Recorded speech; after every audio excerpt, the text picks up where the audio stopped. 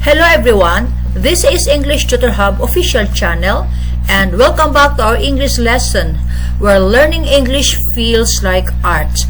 And today, let's learn indefinite pronouns examples. Let's get started. Indefinite pronouns. English indefinite pronouns, somebody, something.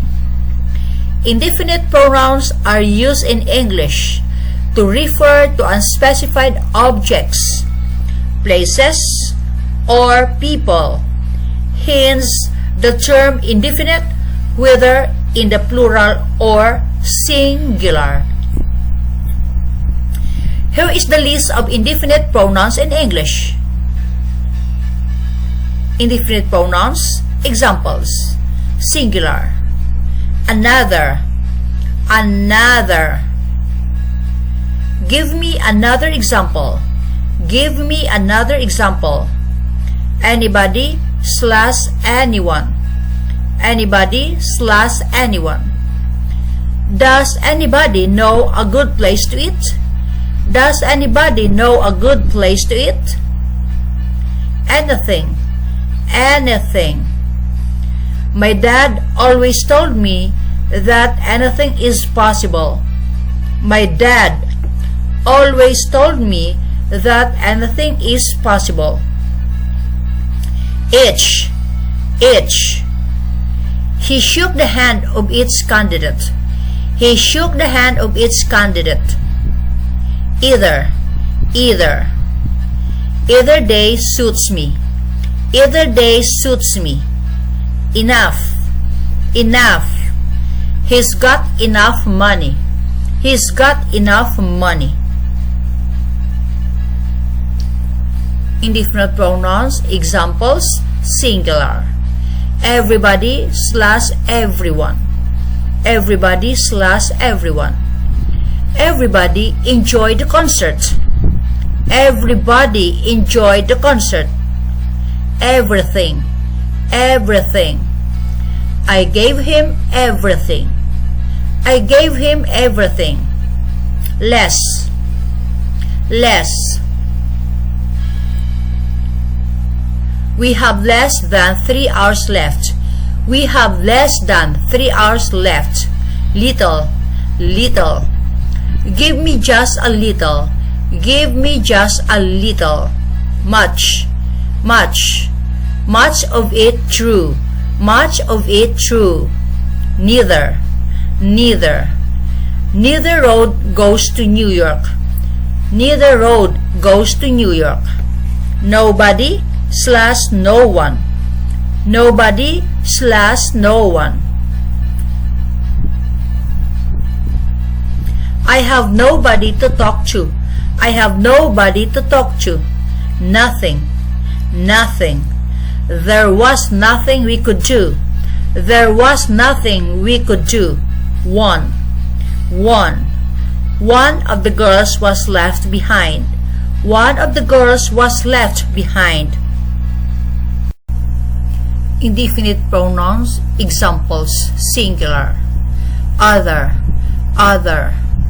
He works as hard as any other student. He works as hard as any other student. Somebody / someone. Somebody / someone. There is somebody at the door. There is somebody at the door. Something. Something.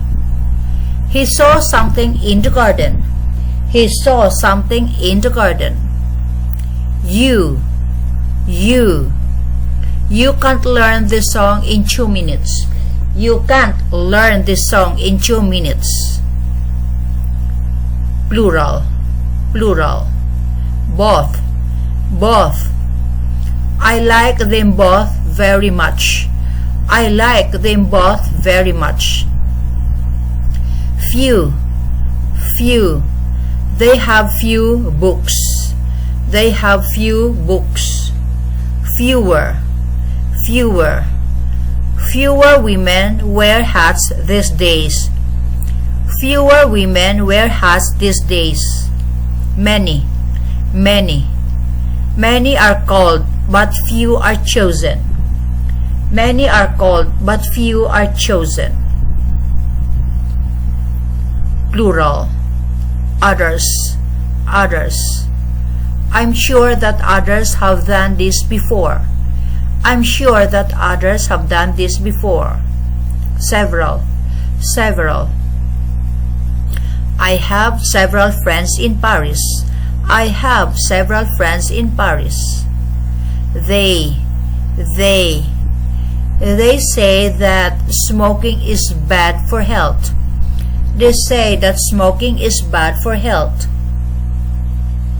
Singular slash plural. Singular slash plural. All. All. I saw them all. I saw them all. Any. Any. Do you have any gum? Do you have any gum? More. More. Show me more. Show me more. Most. Most. Most cameras are made in Japan. Most cameras are made in Japan. None.